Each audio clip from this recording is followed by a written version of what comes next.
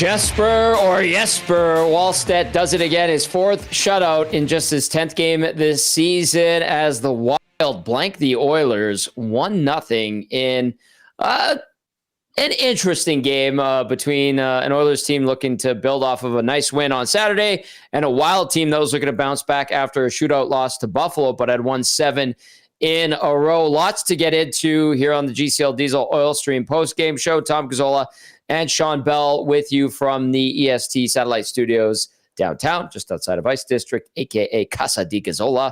And then you've got Benny Thomson back at EST Global HQ. Reid Wilkins will stop by later on for Reid's Reid. Of course, we want to hear from you, 780-218-9999. Hop into the nasty chat on YouTube. I've noticed a lot of discussion on YouTube and a bunch of texts coming in. We will get to as many as we can. Of course, GCL Diesel, providers of the best diesel engine components around, from turbochargers to injectors, fuel pumps to sensors. They are the critical engine component experts, proud to serve Edmonton and Northern Alberta for over 50 years. Let's welcome in our game analyst, Shawn Belle, and Benny Thomson as well. And boys, there's some people upset about Stu Skinner. He let in one goal, and I went back and I watched the replay a couple more times and the different angles, and Bells, you're like, quick screen off that face-off, quick screen. I'm like, I don't know. And then you see the low angles and you're like, yeah, okay, I see it. So, I mean, he made some big saves tonight, and then the guy at the other end made all the saves tonight, including big ones, and ultimately the Oilers can't find a way to capitalize on a bunch of opportunities. Honestly, guys, I thought they played an okay game, to be truthful. Bellsy, your take on tonight? Yeah, I thought it was a good all-around game. First period, I'm trying to figure out if they played well in the first period, because at one point up in the press box they're like, Oilers, the shots are 7-7. You're like, well, I feel like the game has been in the Oilers zone the whole time, but I mean, they did a good job of defending. Now the goal that was scored off a face-off, there's a quick flashing screen. He shot it at a perfect time when there was a guy right in the lane, and he just picks it up late and it goes in the net. But at the end of the day, I thought it was a good goal. But at the end of the day, you need some run support, and you need to be able to find a way to solve Wallstedt. And hey, he played a hell of a game. But all around, it's another pretty good effort, pretty good game by the Oilers. You limit a lot of grade A chances. When you did give up a chance, your goaltender at the other end was solid, outside of obviously the one goal. So it was an all-around decent game. There's not much you can really nitpick in terms of gameplay and how they kind of handle themselves. I mean, a few plays that I don't want to say died on their stick, because I think that's a wrong usage of the word, but there was some opportunities missed for sure. I think the one that we all saw was the Henrique pass, where he had an opportunity to kick it far side. I think it was to a defenseman, jumping down the slot, and he completely misses that. Yeah. So there's a few chances that were missed that maybe could have went in the net. You never know, because of the way that obviously Wallstedt was playing. But once again, all in all, I thought it was a pretty good effort from the Oilers. Hey, second period, they really, I thought, did a great job of gaining momentum. They had a lot of zone time. Again, couldn't solve Wallstedt, but you're right. Yeah, we were looking at the shots in the first period going, hasn't the play been in Edmonton's zone most of the time? But second, I thought the pushback was good. Yeah. And the third, I thought the third period was good too. Benny Thomson, what'd you see tonight? Yeah, a lot of the same thing. I honestly, like the first period, I thought their first 10 was pretty good. And to me, what changed in that first period was when Emberson takes that penalty. They didn't do a horrible job on that penalty kill, but you can tell they kind of just took the wind out of their sails a little bit. And then that's where I think Minnesota had their pushback. I'm willing to claim this loss as the first Oilers loss this season where the Oilers probably deserved better. I think it's the first time we can say that this year, is they played well enough to win the game tonight. They ran into a hot goalie who ironically was making a name for himself this week because he was the supposed Oilers goalie, even though they weren't going to pick him. Of course, he comes into Edmonton and shuts them out. shocker. Nobody has brought that up at all. Well, yeah. Welcome to oil country. No. But honestly, like guys, I'm not really mad or disappointed or anything with this effort. If they put this effort out every single game for the rest of the season, I like their chances of having a pretty damn good record. Obviously, it's just tough to expect them to have that effort every night. But yeah, I'm not too ticked off or mad about this loss. You ran into a good team with a great goalie right now, and you couldn't score. It is what it is. You're missing a score in Roslovic, but overall, I think if you're an Oilers fan, you can't be too mad at what you saw tonight. There is frustration. I'm going to read a few texts here. 780-218-9999. Yeah. This text says, I'm watching that terrible only goal of the game after Wallstedt stands on his head. It hurts my heart a lot. And the goal looked bad because Skinner's reaction looked like my dad when he abruptly wakes up from a nap. I started laughing when I read that. This one comes in, says, pretty solid effort by the Oilers tonight. Interested to know your thoughts on the line shuffle at the beginning of the third. Thought it was a bit unnecessary. 97-29-93 down the middle is a pretty good way to generate offense. Boys, what did you think of the switching up of the lines? I wasn't surprised because they're looking to get something going, and they couldn't generate any offense. So any thoughts from you guys on that? You're just trying to dig in and find something. That's how I look at it. Yeah, they're trying to get themselves back in the game. You're putting Connor McDavid, Leon Draisaitl, Nugent Hopkins, Hyman out as much as you possibly can. I think Clattenburg sat for quite a while. Yeah. Mm-hmm. So he wasn't in the rotation. He had turnover in the second period. You didn't see the ice for quite a while. And, they added Frederick to the top line for, I think, 1 or 2 shifts. And they just kind of rotated guys in, and they were just trying to get a spark and trying to get their big boys out so they can get some goals. And I mean, they were close on few, but like I said earlier, they also missed on a few chances that were, could have been grade A scoring chances. And like I said earlier, once again, it's just that one from Henrique where he just misses that pass. Yeah. And it was, clear sailing right to the net. So Ekholm off the crossbar, that was one that was missed. Like there were some chances, and the Oilers just didn't capitalize. Hyman had a couple around the net too. In tight, just one bounce goes the other way and it's in the net. To me, the reason why I don't love the line change is mainly because I felt like the offense was going. I understand they hadn't scored, but I felt like they had looks. I felt like this wasn't a Minnesota Wild defensive masterclass where you're sitting there going, they are suffocating the Oilers offense. I thought the Oilers offense was pretty good tonight. They had looks. It just wasn't clicking. It just wasn't going in for them. They ran into a hot goalie. So for me, I thought that you can go in that third period with the same lines and just hope that it would eventually fall for you. But obviously I don't hate the move. I noted it down. I'm like, I just don't know if I would have personally, if I was the head coach, I don't know if I would have made the line change heading into the third period. If it's late in the third, sure, but I would have kept the same lines going heading in the third. Mowgli. Sorry. No, I was going to say, I think they went down to 10 forwards at one point. Yeah. I know Clattenburg was sitting. Lazar, was it Janmark? Or Lazar was down. Lazar. They mixed Frederick in there with a top guy sometimes, and so which I don't mind. Honestly, I thought his games kind of starting to turn around a little bit. He was fine. He's fighting it, but I think they're trying to give him a look. So they had 10 forwards. So you're not going to have a set line. So it's like, let's try to get Connor, Leon, Hyman, Nuge out as much as we possibly can. And then we'll slot guys in around those particular players. And let's see if our players, our stud players can generate something.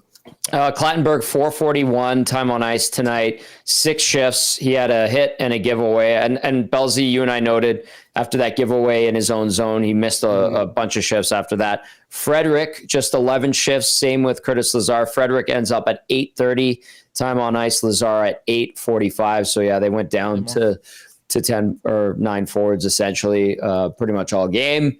The other thing, it was Mowgli in the nasty chat said, didn't Chris Knobloch come from the AHL, which is a development league?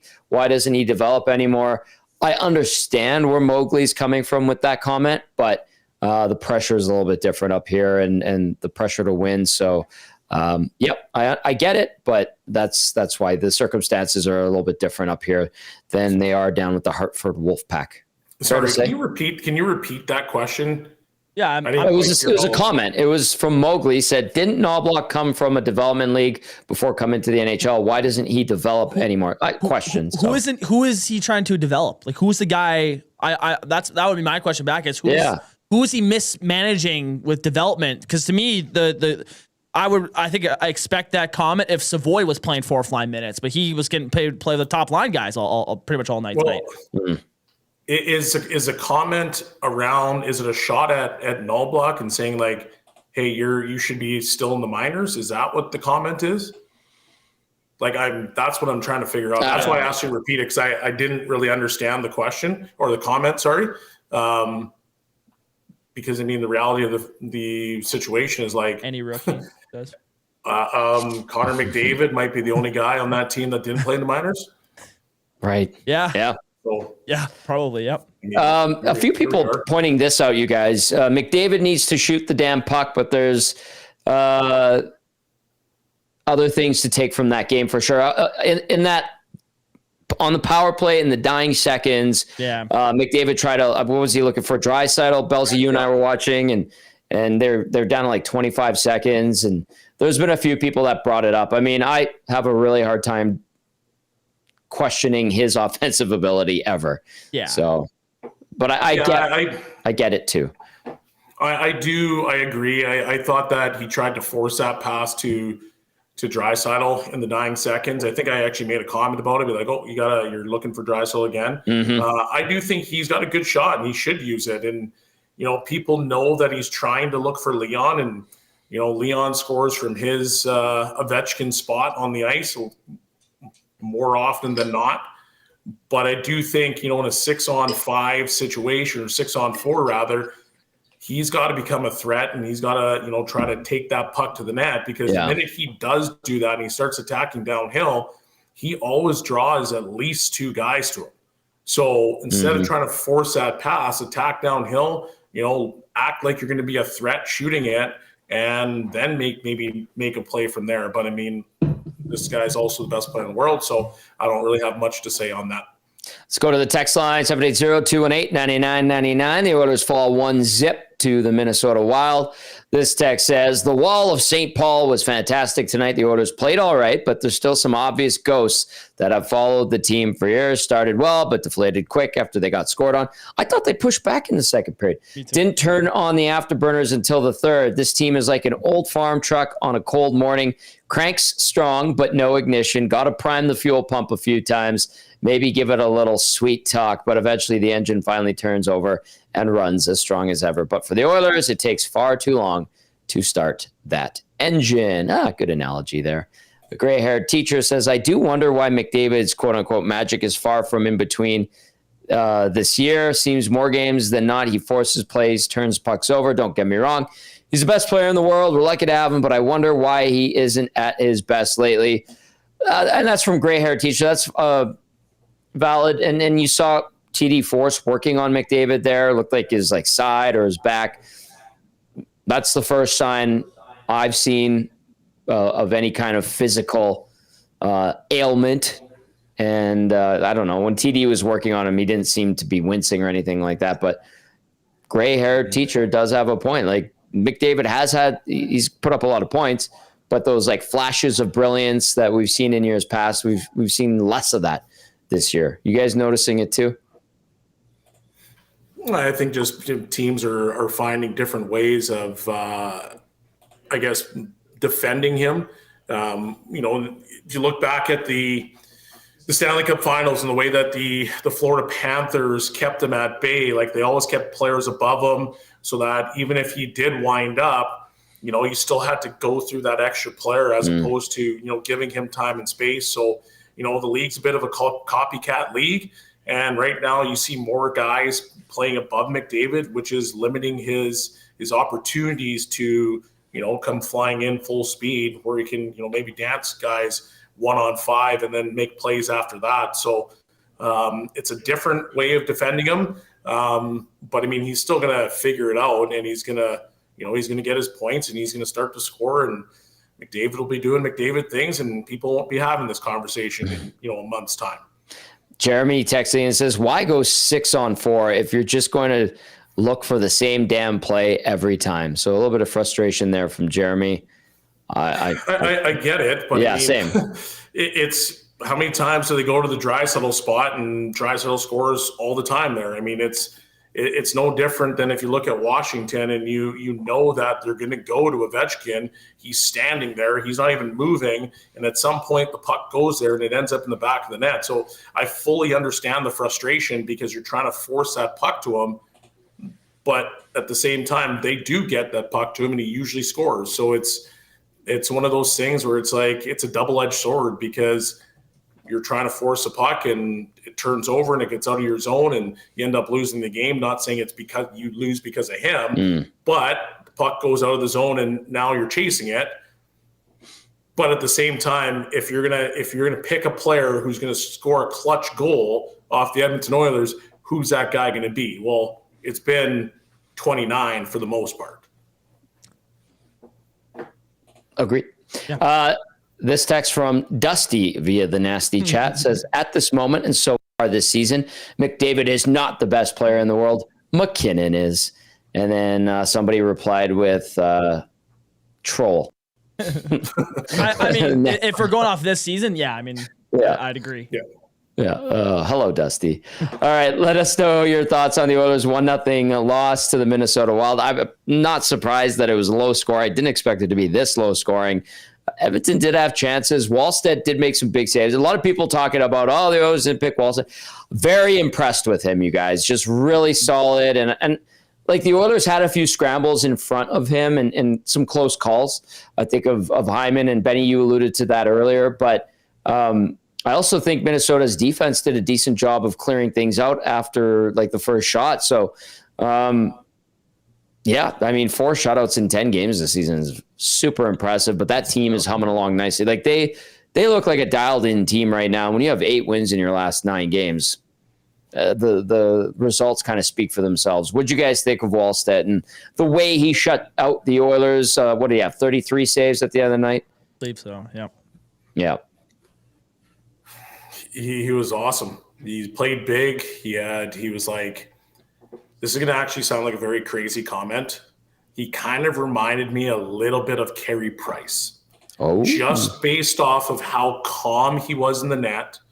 His movements weren't, erratic. They weren't all over the place. When Carey was at his best, like he was just very compact in the net, right? He played big, but his movements were compact and he just made it look effortless. And if you look at Wallstedt and what he did today, like some of the saves that he made were just like, oh, that's it. No, it's not. Yeah. He just kicks that leg out. It just looked very smooth. It was, he was calm in the net and he looks like he's been playing in the league for like 10 years. That's what I thought of him today. So do I think he's Carey Price? No. So make sure you just listen to the details. I'm going to clip that part and post it on social media and I'll get you some slander on that one.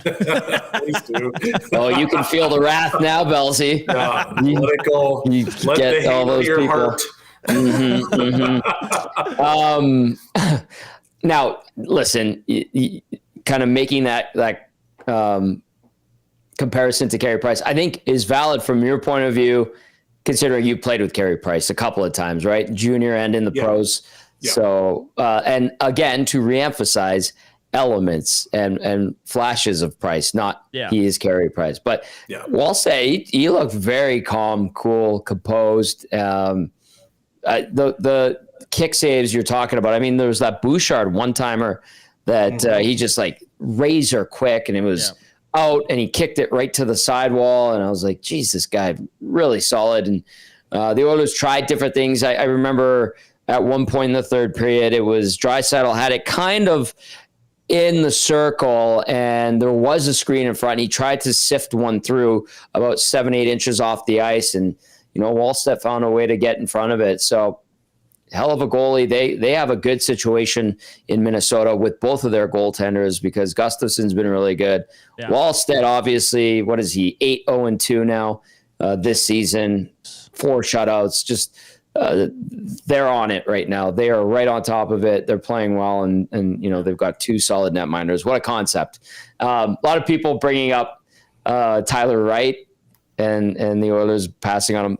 But what did Wallstedt end up going, like 19th, if I'm not mistaken? Yeah, I believe so. Other teams passed on him too, so wasn't just Edmonton. But yes, he was there, and they had decided not to go with the netminder, but he bites them in the butt with his first appearance versus the Oilers. I feel like he's going to bite a lot of teams in the butt with the way he can play if that continues, and he continues to evolve and become a better goalie throughout his career. Mowgli replied to us as Tom and Bellsy, this is what I meant by my comment. Knobloch stated that he doesn't develop in this league, but is that what he was brought here to do, especially the rookies? I don't think so. I think they thought he was the right coach to help them win and push the right buttons, which he has done and did get credit for, especially his first year when he helped, turn the ship around. And obviously it wasn't just him. He had, players pick up the slack and play much better after that 2-9-1 start. But even last year, there were times where it seemed like everything he tried was working, and they would get onto nice hot streaks and winning streaks. And this year hasn't really been the case, and he's been questioned a lot. But I think they felt he was the right coach to help them win, not so much develop. At the end of the day, the NHL is not a development league. It's a what have you done for me lately league. Mm-hmm. And it's the only one in the world that's not a development league. Every other league, you can develop all you want. But when you get to the NHL, it is about as simple as what have you done for me lately? That's what you get slotted into. Mm-hmm.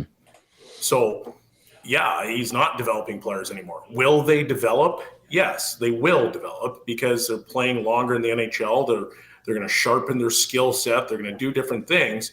But at the end of the day, if Clattenburg turns over a puck today, and I'm only using him because it's fresh in our minds, but he turns a puck over, well, he plays 4 minutes. Yeah. Okay, well, he averages usually what? Since he's been up, he's been around that 8-minute mark. He had 6 the other night or other afternoon in Seattle. So he's 2 minutes less because he turned the puck over. So for him, like, his development is going to be based on, well, what are my minutes going to look like moving forward throughout my NHL career? Mm-hmm. Am I going to challenge McDavid for his spot? No, I'm not. Am I going to challenge Draisaitl? No, I'm not. So how do I find valuable minutes where I can make an impact based on my 4, 5, 6, 7, 8, even 9 minutes of ice time? I can't turn over those pucks. I have to be the guy that gets the puck to the red, and I got to chip it in. So that will be his development when he gets here. But because he's in the NHL, you might have got away with that down in the minors, but not here. You're going to sit down and you're going to have to learn from what you just did, and it is what it is. Mm-hmm. Now, people are going to turn around and be like, well, Bouchard and blah, blah, blah. Like, once again, it's what have you done for me lately? And Bouchard, what have you done for me lately? Has gotten better. Has gotten better. Absolutely. Pretty damn solid. At Bellsy, you are correct. Clattenburg came into action tonight, averaging .827, although he had only played 3 games tonight, being his 4th. Benny, did you want to add anything, or do you want me to dive into the inbox here? I just want, for me, I think there's been obviously a lot of hype around Clattenburg. And I love every minute of it. I think he's a rock star, and he's a 20-year-old kid showing up and having some confidence already in NHL is great. But tonight was his 20th pro game in his career, right? I am in the mind of, I don't think his outside of having the puck on his stick or outside of his physical side, he's not NHL level in my opinion. Like, I don't think he is an elite level guy in his own end, or a guy that has an immense amount of talent with the puck on his stick. He's there for a certain job, and that job is to go run a guy, cause a muck, bring that energy to this team that really needs it. And so I think for a coach that's in this position, I think that's Clattenburg's role for the rest of his career. Honestly, I don't really see that much more of a peak for him. Like, if he could be a bottom 6 guy, and do what he's doing now, except probably with more minutes later down the line in his career. I think that's a great career, and I think that's probably what's best for him. But just right now, I could definitely see why he those minutes are subtracted. It's he's just not he's not as well-rounded of a player as I think he will be in a couple years. Well, hey, like here's a perfect example of it. And I'll just use my own career. I was playing for Minnesota. I was playing in minors. I got called up from Houston. I traveled all day to get to Edmonton. I arrived here in Edmonton at 3 p.m. It's Edmonton. I'm ready to play. Like, let's go. Yeah. I got a nap. I got a chance to eat something quickly. Jumped on the bus. Was at the rink. Did my thing. First shift, plus. I know it was my second shift, plus. Okay, cool. Third shift. The puck jumped over my stick. Not like I was playing bad. The puck jumped over my stick. I didn't see the ice for the rest of the game. It was a minute and 45 seconds. I remember coming off the ice after the first period, and Gene came to interview me, but somebody was like, hey, he's had a rough period. He's only played very much, like not a lot. And I'm just like, I didn't turn the puck over. It jumped over my stick. Right. Mm-hmm. Jacques Lemaire thought, was it Jacques Lemaire?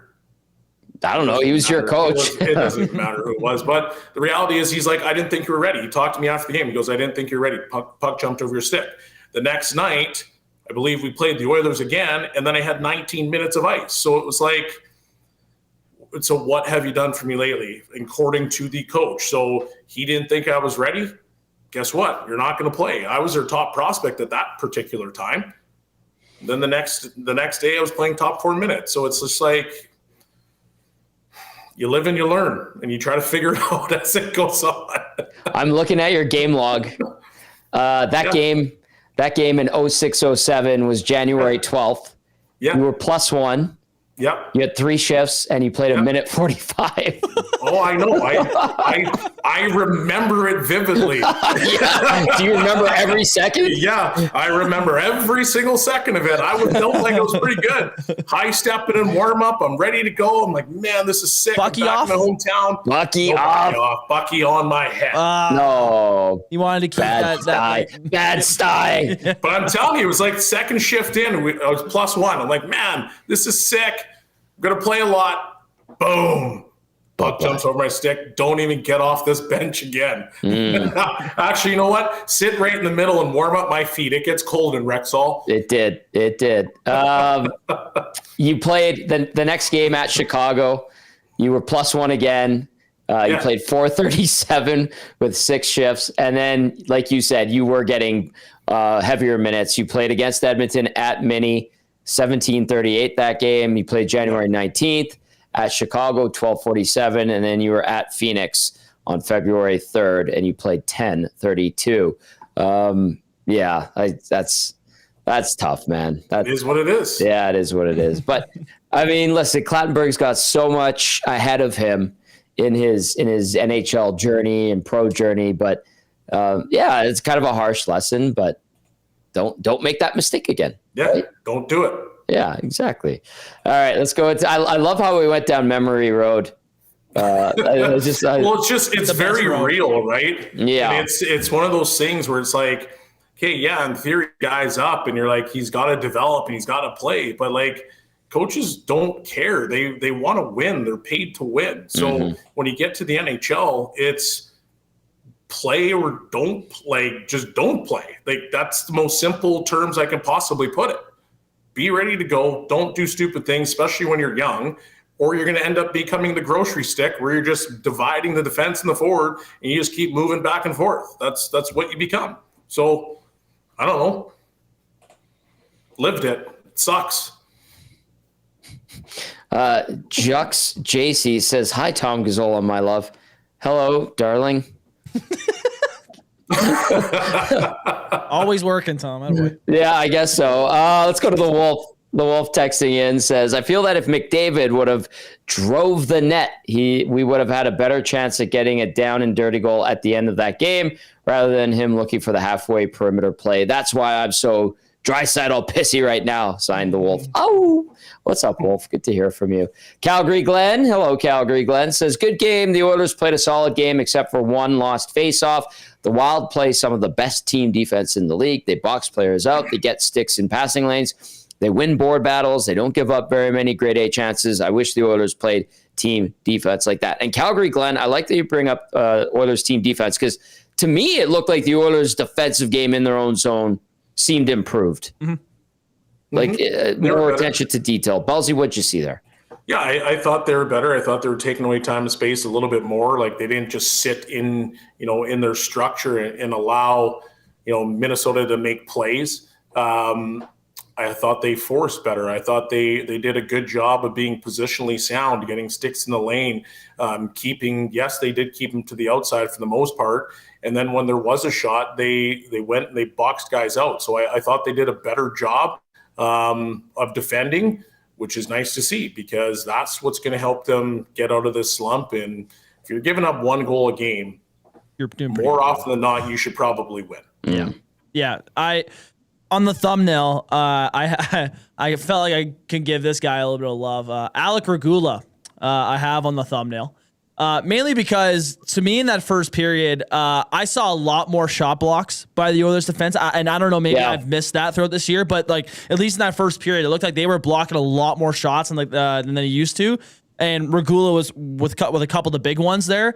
And I think that's more of just a point that they're positionally sound, right? Like they are in position to block the shot, right? They're not scrambling around their own zone and having to fly across their own zone to try to make up for one guy misreading a play. Like I think of the Bogosian chance that he had in the slot where Regula comes out and just takes it right off the knee or whatever. Like that block was able to happen because every guy had their guy. And yes, Minnesota made some good tic-tac-toe plays, but it all led to Regula following Bogosian the whole way and getting square in front of the shot. So that type of stuff, I think if they carry that stuff on throughout the season, their goal totals against are going to come down. This text, I'm going to make a joke here, but it's from T-Man. It says, I'm seriously wondering what kind of leadership these guys are getting behind closed doors, because they sure don't get pumped up unless they're winning. Don't even question it. Don't even question it. LOL. LOL. Yeah. No. Stupid. We're not going to go there. It's just a waste of time. Let's go to the inbox, 780-218-9999. This one says, I like that they attacked more than letting Minnesota come at them. That was a real nice change to what we have seen so far. Yep, that's a good point. I'm with you there. This one says that Brodin is such a good defenseman. He and Faber have to be one of the better pairings in the league. Brodin's been doing it for a long time. Remember, he was drafted the same year as Oscar Klefbom. They were very good friends. A couple of decent or really good, smooth Swedish defensemen. So Faber is pretty good too. They have a good team in Minnesota. Like the roster is good on paper.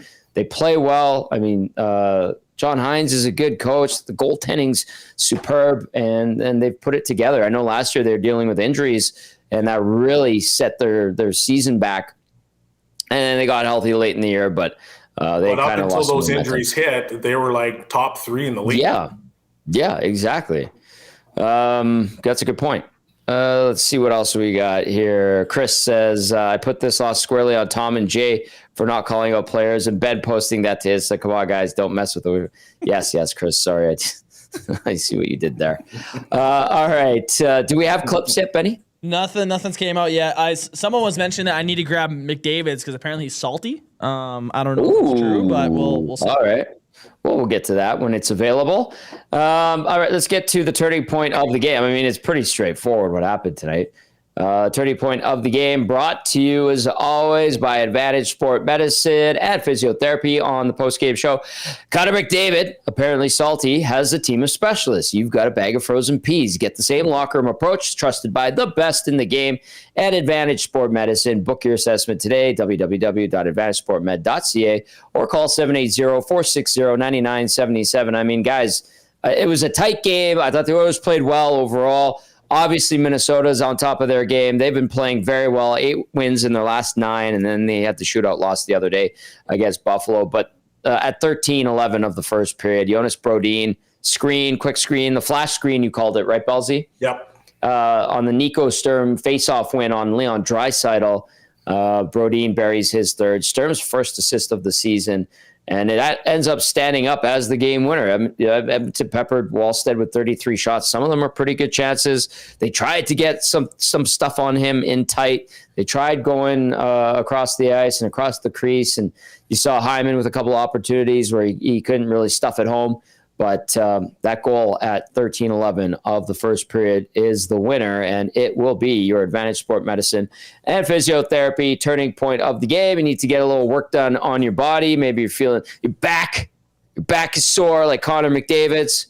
You need somebody to work on it. Go see the crew at Advantage Sport Medicine and Physiotherapy, www.advantagesportmed.ca.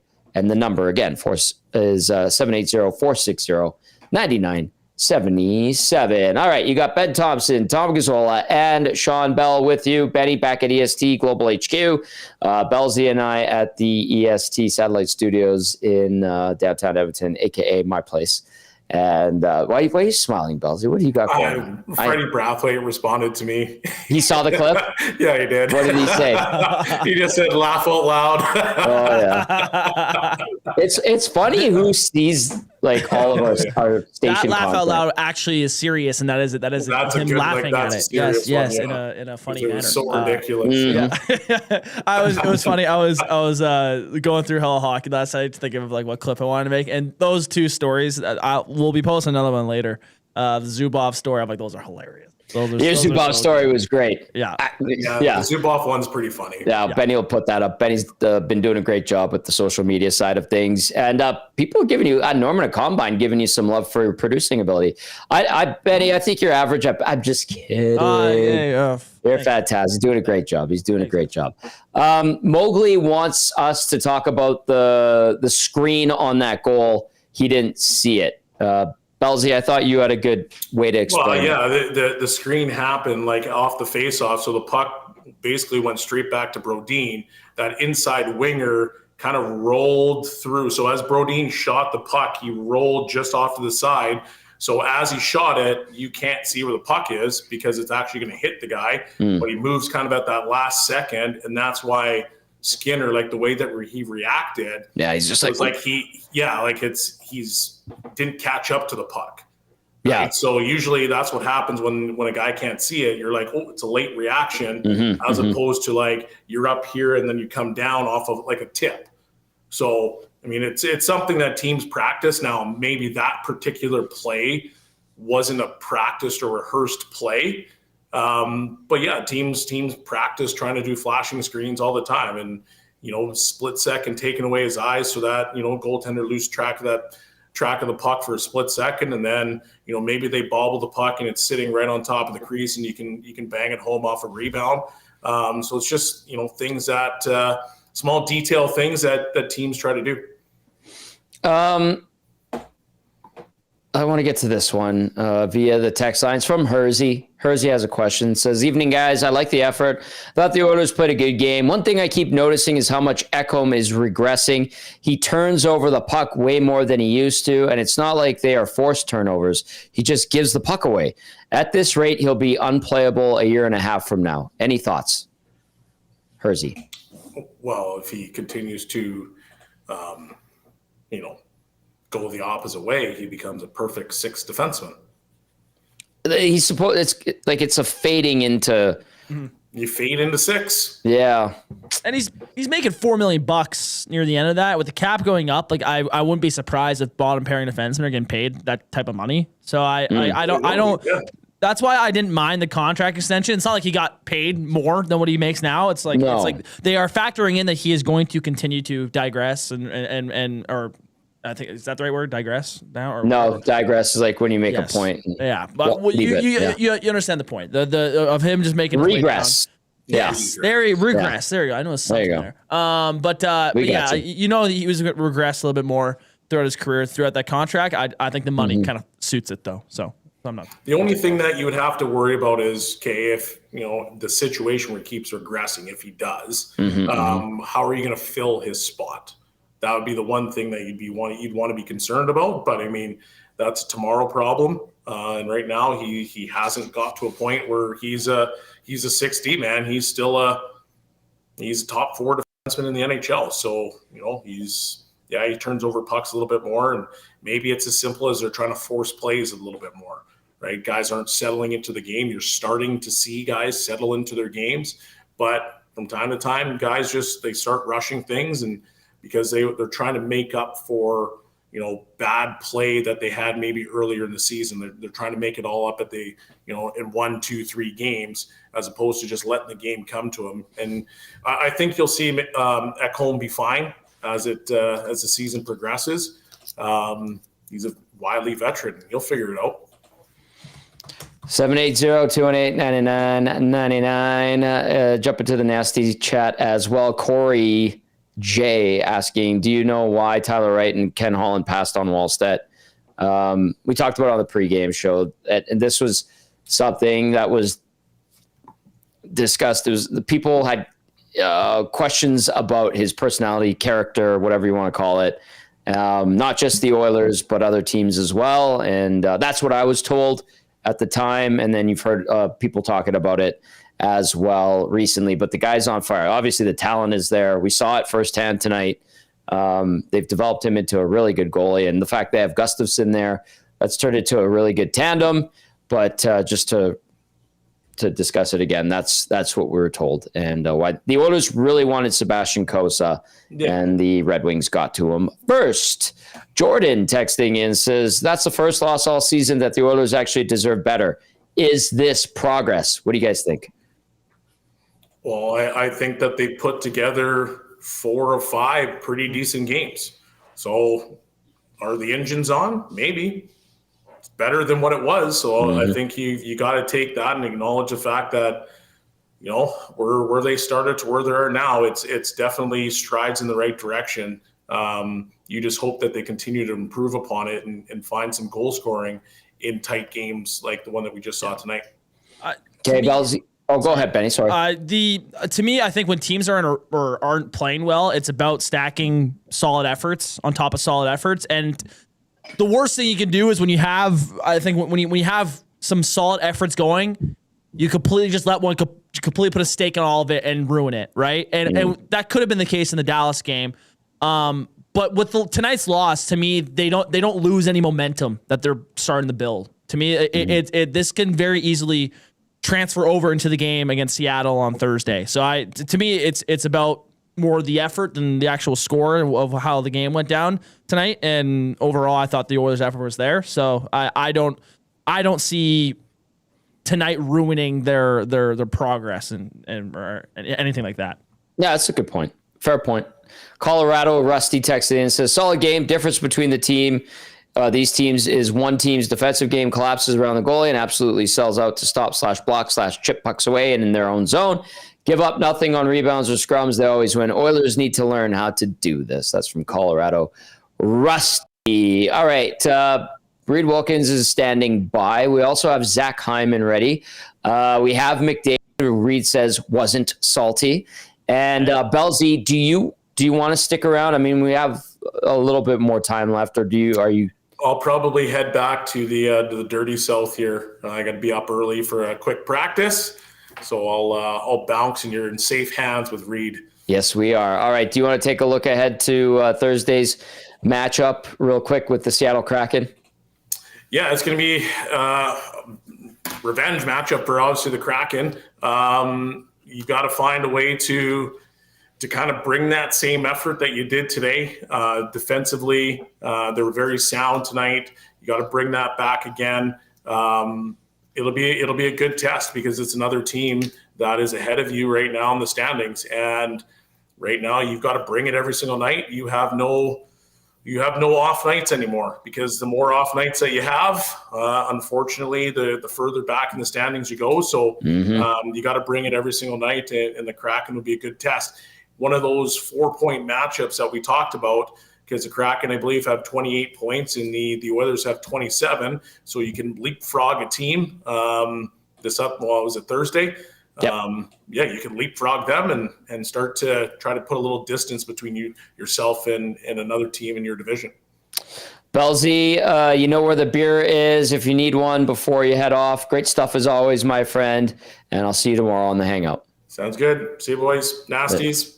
There's our game analyst, Shawn Belle, helping us break down Edmonton's 1-0 loss to the Minnesota Wild. All right, Reid Wilkins is standing by. We do have McDavid. I'm assuming it's not particularly long. So let's hear from McDavid. We can discuss amongst ourselves if he was salty or not. Reid says no salt. Let's go inside the Oilers locker room. And when we come back, we'll have Reid with us for Reid's Reid, brought to you by Ewell. All right, here we go. Connor McDavid. Especially, you had the puck a lot in their end. Just how do you look at the opportunities you had this evening?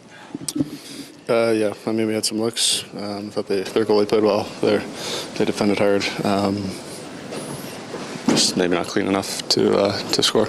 In a game like that, I mean, he's obviously on a hot streak as a goaltender, but how were they in terms of defending the slot, maybe compared to some other teams you've seen? Yeah, they defended well. Obviously, they're playing well. The goalie's playing well. They're doing a lot of really good things. Yeah. Did you like a lot about your team game? Yeah, I mean, I thought we, as I said, generated looks, only gave up one. Usually when you give up one, you're going to win a lot of games. We didn't. Overall, just the quality of the offensive looks that you had tonight, Connor, like, was it, what do you think what you guys were able to generate overall and the danger level you were able to create? Yeah, maybe not the most grade A chances, but we definitely threw pucks there. Had some looks, passed some away myself more than anybody. So. You mentioned passing those away, Connor. You've talked lots about you want to shoot more. What did you see there that led you to want to pass it rather than fire? I stand on the backside, so obviously trying to get him the puck. But yeah, I can take those. And you guys are trying to find your game and stack good games on each other. Just because you lose, does it not? I mean, can you count this as a good game stacked on the last good game? Do you? You know what I mean? Are you building something here? Yeah, I thought there were some good signs. Played real solid in Seattle. I thought we played another pretty decent one here today. That's a good sign. Okay, I didn't think he was salty. That's Connor McDavid after his 1-0 loss to the Minnesota Wild. Not that salty. I just more disappointed, maybe frustrated than anything. Hey, Reid?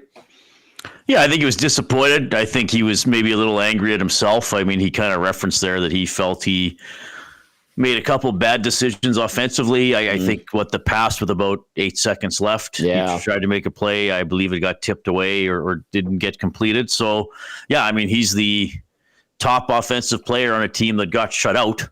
So in that situation, you probably feel a little more responsibility than other people, or at least take more than other nights. I mean, Kelly Rudy told me a story about Mike Bossy once. He said if Mike Bossy didn't score and the Islanders won, he was the happiest guy in the world and slapping the backs of the guys who did score. If the Islanders lost by a goal and Mike Bossy didn't score, he took it on himself. It's my job to score goals, and we were one short. So that's on me. That's how he would look at it. So probably some of the Oilers' offensive players are feeling a bit like that tonight. It is Reid's Reid. I love that about Mike Bossy, by the way, one of the greatest goal scorers of all time.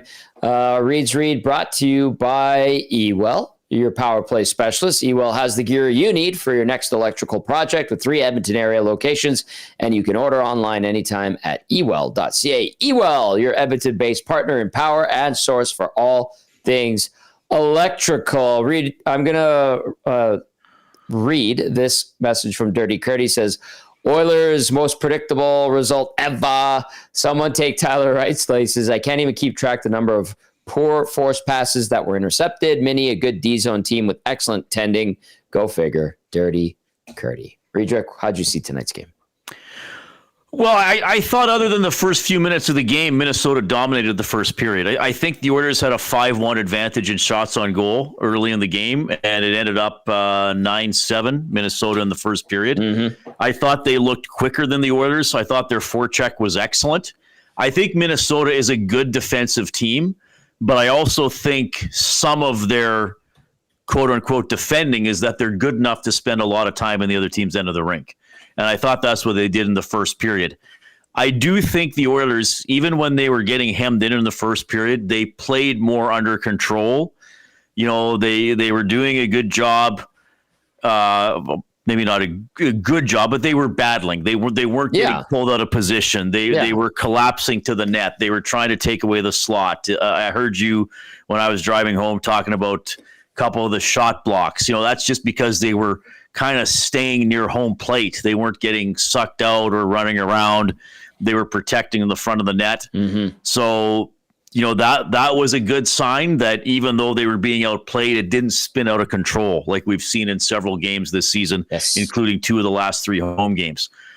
So that was a positive. And then once they got going in the second period, I mean, they did carry most of the play. Yep. Certainly territorially, I think their best chance to actually score tonight was on their first power play. There was the Hyman opportunity where he put it to the backhand. They had a couple other good looks on that they weren't able to convert.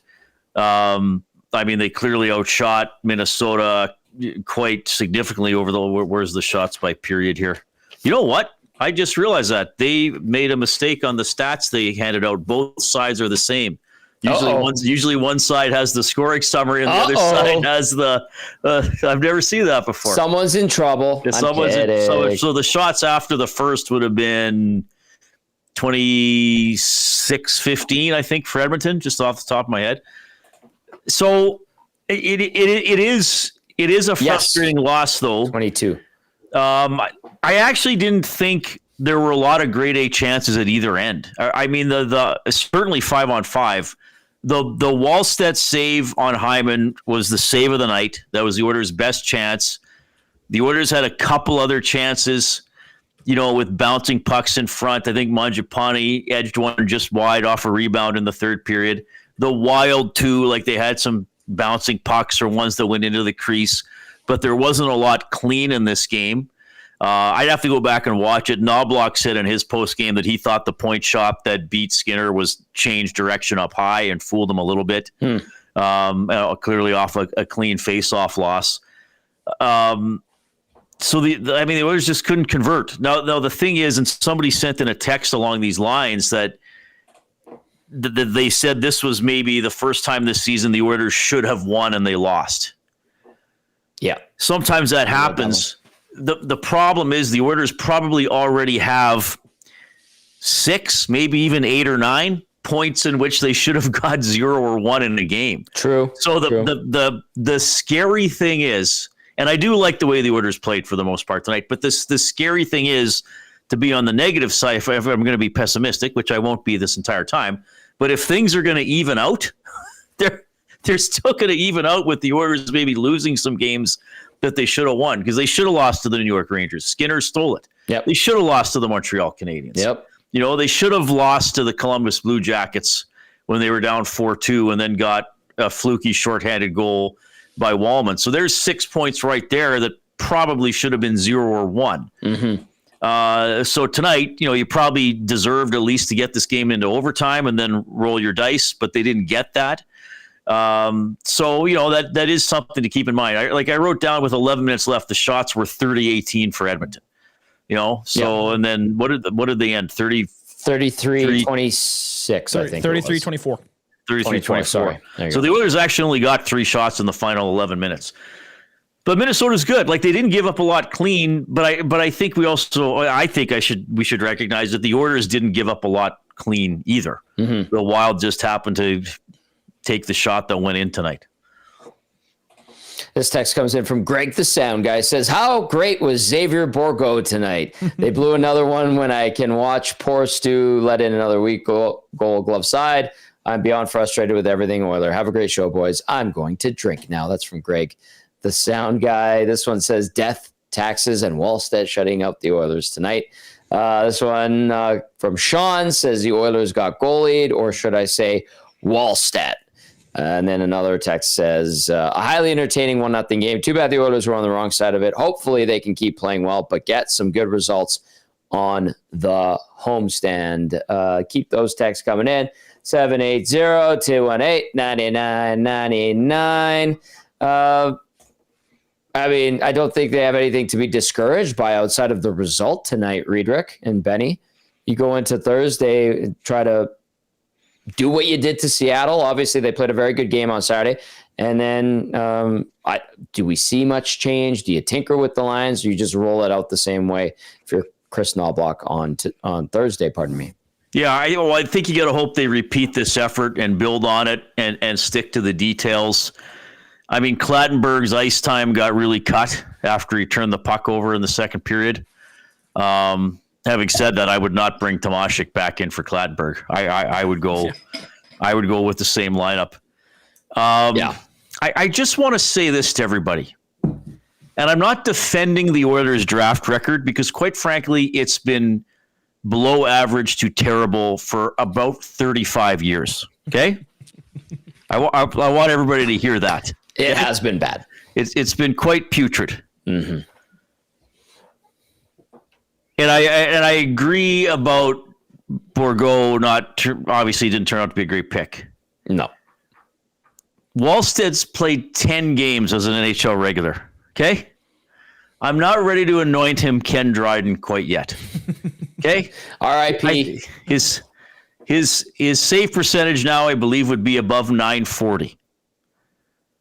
If he can do that for the entire season, then please indicate that on my show later in the season. Like it is an incredible start to his career. I know he played, I think, 3 games last year and 1 or 2 the year before, or appearances. Yeah, he's played like 15 games now. Let's just see how he does. Let's just see how he does. I mean, right now it looks like Minnesota absolutely nailed it.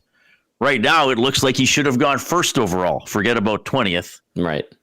Let's just see how he does. But he was very good. I liked his movement. I thought he was really quick with his pads. He read the play pretty well. But he's not going to be a .942 save percentage goaltender for his career. Let's see how low his lows are. Let's see how he deals with those. But yes, short term, he's winning Minnesota games, or is a big reason why they're winning games. So really, I thought he made one spectacular save tonight. And a bunch of good saves. And yes, I get it from Greg the Sound Guy. That's a frustrating goal to see Skinner allow. Mm-hmm. Having said that, Skinner's allowed 1 goal on about his last 55 shots. So this was more an offensive failure to me than a goaltending defending failure. Yeah, and I mean that is a theme that has been maintained throughout the season, is the inability to score enough goals, and we saw it again tonight. Granted, yes, the Wild are very good. They defend well. And yes, they have 2 goaltenders playing very solid too.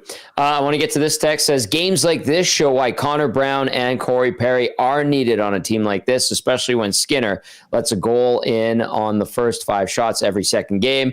Go BAC, U11 AA Blazers in Saskatoon this weekend. Signed Jet Ski and Brado. Hello, Jet Ski and Brado. Yeah, I think sorry. Go ahead. I think they miss Corey Perry way more than Connor Brown, personally. Yeah. Jet Ski and Brado are like 10 years old, so they're Patty Keddies.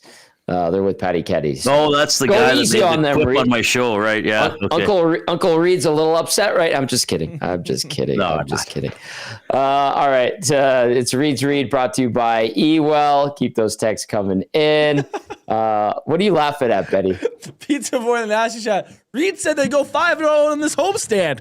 He did. He said it on the Oil Stream yesterday. Well done. I say a lot of things. Yeah, you do. We all do. Sometimes just to entertain people. It's up to the audience to try and figure out which I'm doing at what particular time. Right. Okay, Rito. Riedrich, take a peek ahead to Thursday against the Kraken. Well, a team they just beat quite handily. And I think if you play this way, a team you got every opportunity to beat again. I just think don't get discouraged. Try to recognize the good things that you did. And Seattle won't have played since Saturday, right? For them, it's a home and home. Yeah, it won't be for Edmonton. But weird one. The Oilers going to keep building. Like, they need points. They probably need 60% of their points the rest of the way. So if you look at that, you need this to be at least a 3-win homestand. So don't go down 0-2 and put all that pressure on yourselves to win the final 3. Hey, I enjoyed sitting with you tonight in the press box. Yes, it was quite nice. You're quite nice. I'll see you tomorrow. All right. Thanks, guys. There's Reid's Reid, brought to you by Ewell. Love it. Thank you, Jetski and Brado, for the text. A couple of youngsters allowed to stay up late. And that's what happens when you have a cool dad like Pat Ketty. Just a cool dad, straight up. Love it. All right, a few more texts here. Then we'll get to Benny's Player of the Game, brought to you by Damon Bunting Real Estate. This one says, I think this group is better than the record. I'm okay with letting this play out. I've been disappointed with the end result for the last couple of years. I think I can handle this one. No name on that text. Juan pointed out that Reid Schaefer scored his first NHL goal tonight. Yes, for Nashville in a 5-1 Predators win over Calgary. And then Juan also pointing out that Troy Stetra scored tonight. One of those nights, Juan. One of those nights. This one says, love the perspective on your show. Hope they build on these performances. Hopefully the wins will come. Stu made some nice saves tonight as well. Love the show. Thank you. Appreciate that very, very much. And the more the merrier on this show. Greg, the sound guy, followed up with, thank you, Reid. That's very true. Love it. Love it. This has been good. All right, Benny, let's get to the Player of the Game, brought to you by Damon Bunting Real Estate. Damon Bunting, consistent, top-producing realtor in the greater Edmonton area for over 18 years. Community-driven. Damon understands what it takes to make a difference in our city. Check him out, damonbunting.com, or visit his Instagram at Damon Bunting Real Estate. I think he's doing his Days of Christmas right now. Yeah. So follow him. He's got like giveaways. I think last year there was like Oilers tickets. No. Damon likes good stuff. I've known him for a bunch of years. He likes good stuff, and he wants to give good stuff to people. So check him out, Damon Bunting Real Estate on IG. Okay, Benny Thomson, take it away. Okay, so in a game where final score is 1-0, I mean, I'm gonna keep this to the Oilers. Because if I were to pick an actual, the first star is canceled out. Okay, just Jesper Wallstedt. I'm avoiding the first star. Okay, well earned first star from Wallstedt. Well earned, and he's very solid of a player of the game. But I'm gonna try to keep it off of the 3 stars. I'm gonna give it to this guy mainly because, one, I don't think he'll get it for the rest of the year. And that's not a dig at him necessarily. It's more just the role he plays. And I thought he made some pretty stellar plays on the defensive end. I'll give it to Alec Regula. He had some big shot blocks that kept I believe one of his first blocks was to keep it 0-0, and then I think he had another big one after the goal. Because I mean, if Minnesota scores 2 or 3 in the first period, you could totally see a different strategy for the Oilers in the second and third period that could make them a little bit more prone to giving up more high danger chances and all that stuff. So honestly, I'm going to give it Alec Regula because, guys like him don't get a whole lot of love, and I'll give it to him today because I thought he had a pretty solid performance on the back end tonight, keeping Minnesota just 1 goal, but unfortunately not getting the W.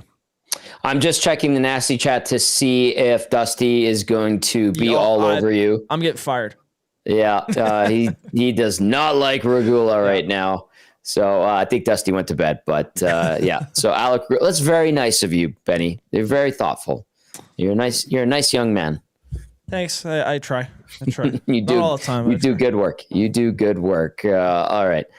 Let's see. Oh, Nash and Whitecourt. I'm sorry, Nash. I didn't have your name saved in my system with our text line. I apologize. Good to hear from Nash in Whitecourt. Hope everything's good over in Whitecourt. What are you laughing at? Dusty responded. Oh, he's in there? Solid answer, but Regula isn't good, Dusty.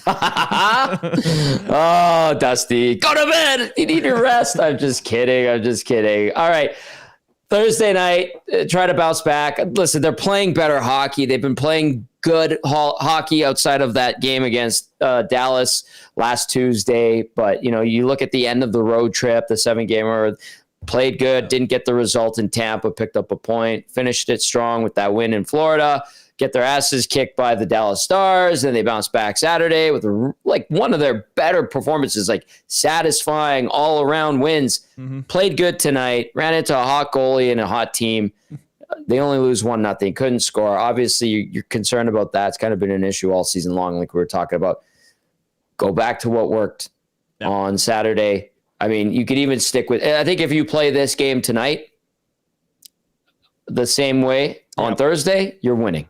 Yep. You know?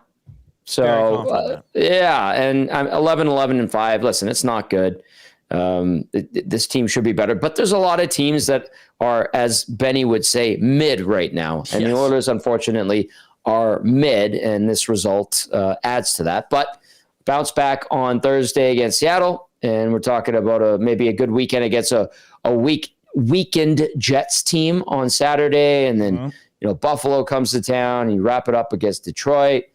There's opportunity here, and if this team continues to play this way, I think they're winning a couple of games coming up on the rest of the week, and then maybe even to next week. So that's my thoughts on that. Benny, any final thoughts from you? Yeah, I think you touched it pretty well there. If the effort is the same tonight against Seattle on Thursday, I like their chances of winning. And to me, it's like I said earlier, a loss like this, you don't ruin your momentum with. You had a solid effort. There is stuff to build off of, and you've been playing well. The past 4 of 5 games. That one game is a big pile of crap. But if you push that aside, it's been pretty good outside of that. So as long as they keep playing this kind of new style of hockey that they've been playing, or at least maybe their old style that's now clicking. I like their chances of winning Thursday. I like their chances of kind of turn this around.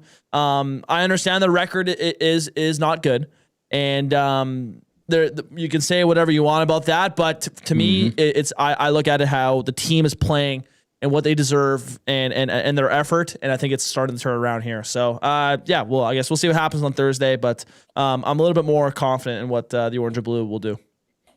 All right. They get going on Thursday at 7 o'clock. We'll be on the air 6 o'clock for the GCL Diesel Oil Stream pregame show. Oilers looking to get back into the win column, welcoming in the Seattle Kraken. That's going to do it for the GCL Diesel Oil Stream post-game show right here on Edmonton Sports Talk. A full day of shows. It's been a good one, and we're back at it tomorrow, 6 a.m. Dusty, Eric, and Trev with the Nielsen Show. Dusty says, good night, everyone. Good night, sweet prince. Good night to everybody that watched and listened. We appreciate you very, very much. For Bellsy, for Reid, for Benny, I'm Tommy saying have a wonderful night. Thank you for watching. Thank you for listening. We'll see you tomorrow.